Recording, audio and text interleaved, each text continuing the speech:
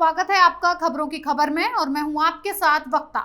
आज हम किसान आंदोलन के काले चेहरे को बेनकाब करेंगे। हम आपको बताएंगे कि कैसे आंदोलन के नाम पर महिलाओं का शोषण किया गया। कुछ दिन पहले बंगाल की बेटी इन किसान नेताओं की हैवानियत की शिकार हुई और अब एक विदेशी महिला इन दरिंदों के निशाने पर आई है। हैरानी की बात यह है कि बलात्कार और मॉलेस्टेशन की घटनाओं के सामने आने के बाद किसान नेताओं ने इसे छिपाने की कोशिश की। जिस तरह से वहां घटनाएं घटी हैं, उससे एक ही सवाल खड़ा होता है कि योगेंद्र यादव जैसे लोग जिन्होंने बलात्कारियों को बचाने की कोशिश की, उन्हें कब गिरफ्तार किया जाएगा। किसानों के नाम पर चल रही दरिंदगी का खुलासा तो उसी वक्त हो गया था जब पश्चिम बंगाल की एक बेटी के साथ हुई शर्मनाक घटना सामने आई थी, लेकिन उस वक्त इस मामले को छिपाने की कोशिश की गई।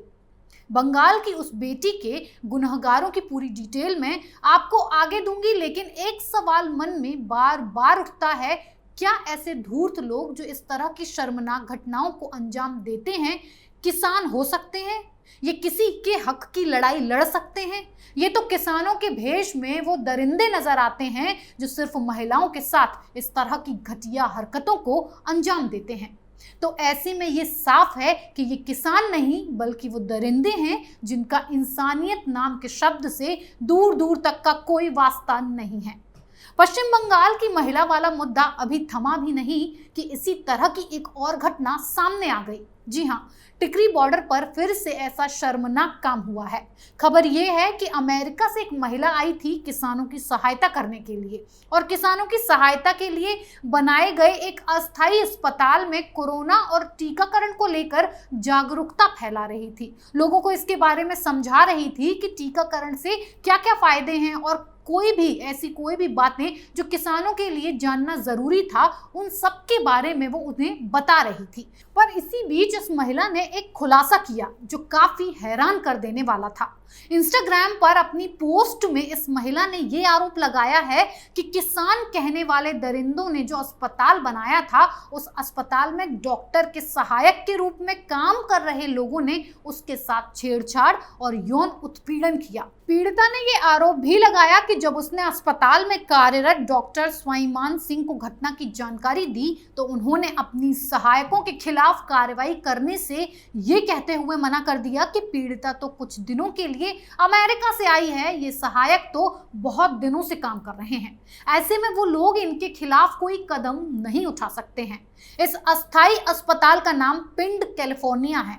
तो क्या आप इस बात पर अपनी सहमति जता सकते हैं कि किसानों के नाम पर दिन दहाड़े हो रहे इन अपराधों पर कोई कार्रवाई नहीं होनी चाहिए? इन्हें किसान मानकर खुला घूमने देना चाहिए?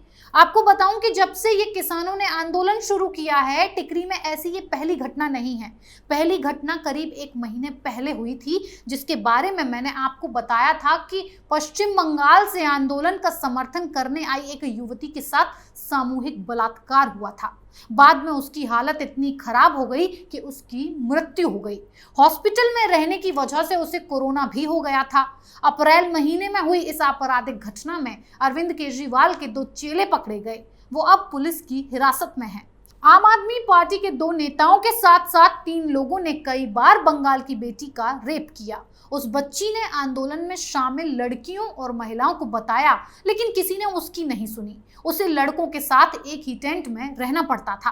पर इन दोनों घटनाओं में एक बात एकदम सेम थी, वो ये कि इन दोनों महिलाओं ने ही अपने साथ हुए दुर्व्यवहार और उत्पीड़न की घटना के बारे में साथ के लोगों को बताया था। नेताओं को इन घटनाओं के बारे में बहुत अच्छी तरह से पता था, लेकिन किसी ने इन महिलाओं की मदद नहीं की।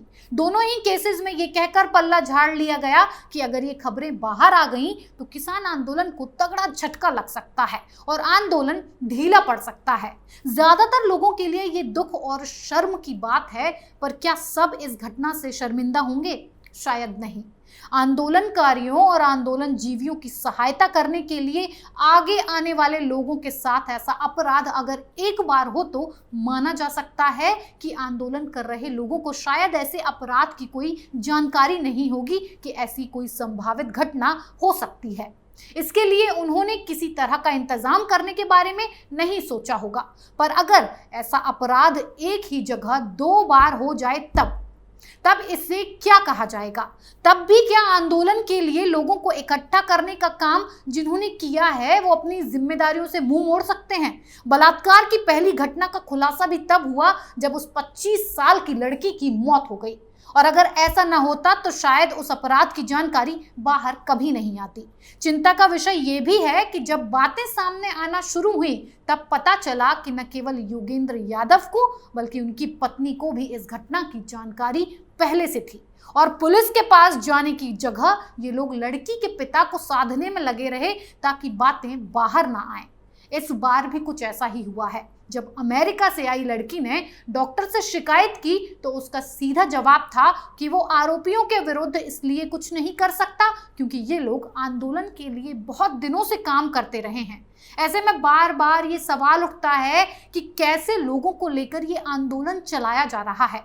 ये कैसा आंदोलन है जिसमें 1 महीने के अंदर अंदर यौन अपराध की 2 घटनाएं हो जाती हैं और दोनों बार आंदोलन चलाने वाले अपराध को छिपाने की कोशिश करते हैं। यहां तक कि लड़की की कोरोना से 30 अप्रैल 2021 को मौत के बाद किसानों ने उसे शहीद बताकर उसकी शव यात्रा तक निकाल दी, जिससे खुद को क्लीन चिट दे दी जाए। जिस वक्त ये शव यात्रा निकाली जा रही थी उस वक्त कोविड प्रोटोकॉल तक को ताक पर उठाकर रख दिया गया था। संयुक्त किसान मोर्चा ने लड़की के साथ हुए गैंगरेप के मामले को दबाने के लिए उसकी शव यात्रा निकाली थी। देखिए, ये लोग खुद को किसान कहते हैं। किस मुंह से ये खुद को किसान कहते हैं? मैंने तो अपने जीवन में इस तरह की दरिंदगी भरे किसान नहीं देखे। और आपको बताऊं कि इन घटनाओं का पता इतनी देर से क्यों लगा।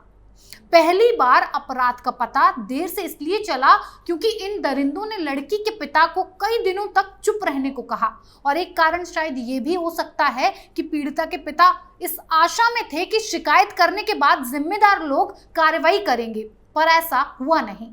और दूसरी बार अपराध का खुलासा शायद इसीलिए हो पाया क्योंकि पीड़िता अपने फैसले लेने के लिए भी आजाद थी और उसे बताने के लिए भी। वो चुप नहीं रही और उसने सोशल मीडिया इंस्टाग्राम का सहारा लेते हुए सारे के सारे खुलासे कर डाले। पर हाँ, अगर दूसरी बार भी कोई भारतीय महिला होती तो शायद अपराध की जानकारी इतनी जल्दी बाहर नहीं आती। और इस तरह का अपराध होने के बाद आंदोलनकारियों के बचाव में सबसे बड़ा एक तर्क ये दिया जाता कि अपराध के ऐसे आरोप इसलिए लगाए जा रहे हैं ताकि आंदोलन और किसानों को बदनाम किया जा सके। ये कैसा तर्क है और ये कैसे हो सकता है कि एक भीड़ जो सफल आंदोलन चलाने का दावा करती है उसे ये पता नहीं कि उसके बीच कौन लोग रह रहे हैं, कौन लोग हैं जो लगातार रह रहे हैं, या कोई बीच में घुसा है या फिर घुसाया गया है। कोई तो नियम कायदा कानून होगा वहां आने जाने और बराबर में रहने वालों के लिए, खासकर ऐसी जगह जहां लोग 7 महीने से हैं और जहां ये तक पता नहीं है लोगों को कि पांव की मालिश करने के लिए मशीन आवश्यक है। जिस आंदोलन के लिए तरह तरह की सुविधाएं जुटाई गई हैं वहां ये कैसे नहीं किया जा सका कि उपस्थित रहने वाले हर व्यक्ति की जानकारी रहे। ये सब इन कथित किसान नेताओं के ड्रामे हैं जो अपनी अय्याशियों के आगे किए जा रहे थे, क्योंकि एक बात तो साफ है कि आंदोलन से सहमत न रहने वाले भी नहीं चाहेंगे कि आंदोलन की जगह ऐसे अपराध हों, पर उन लोगों को भी विचार करने की आवश्यकता है जो आंदोलन के प्रति अपना समर्थन दिखाने के लिए बॉर्डर पर तो आना चाहते हैं, पर आंदोलन की उनकी जानकारी किसी तरह के प्रोपोगेंडा पर आधारित है। जिस तरह की बातें और तर्क सुनाई या दिखाई देते हैं उससे ये साफ हो जाता है कि किसान आंदोलन केवल किसानों और उनकी समस्याओं के बारे में नहीं रहा है। इसके साथ कई और ग्रुप जुड़ चुके हैं जिनका अपना खुद का कोई स्वार्थ सिद्ध होता है। ऐसे में केवल किसानों को समर्थन देने की मंशा लेकर पहुंचने वाले लोग विरोध की जगह जाने के लिए स्वतंत्र हैं, पर इसके साथ किस तरह का जोखिम जुड़ा हुआ है उसकी भी समझ लेकर जाएं तो व्यक्तिगत तौर पर उनके लिए सही रहेगा। उसकी भी समझ लेकर जाएं तो व्यक्तिगत तौर पर उनके लिए सही रहेगा। नहीं तो इस आंदोलन से जितनी दूरी बनाकर रखी जाए वो महिलाओं के लिए ज्यादा सही साबित होगा। वैसे इस घटना में पुलिस को पीड़िता का मोबाइल मिल चुका है। मोबाइल में जो चैट्स हैं, फोटोज हैं, वीडियोज हैं और दूसरी जो चीजें हैं वो इस मामले में पुलिस के लिए एक पुख्ता सबूत है और उन कथित दरिंदे किसानों के लिए काफी है जो उन्हें जेल की हवा खिला सकें। इन घटनाओं से एक बात तो साफ है, दिल्ली बॉर्डर पर चल रहे फर्जी किसान आंदोलन की कई कलंक कथा छिपी हुई है। ये तो वो कहानियां हैं जो दुनिया के सामने आ गई। उन पीड़ितों के बारे में सोचिए जो अपनी व्यथा किसी को बता भी नहीं सकी। जब इनकी हकीकत सामने आएगी तो योगेंद्र यादव जैसे एक भी नेता दुनिया को अपना चेहरा नहीं दिखा पाएंगे। किसान आंदोलन की शर्मनाक सच्चाई के इस एपिसोड में फिलहाल इतना ही। बने रहिए कैपिटल टीवी के साथ।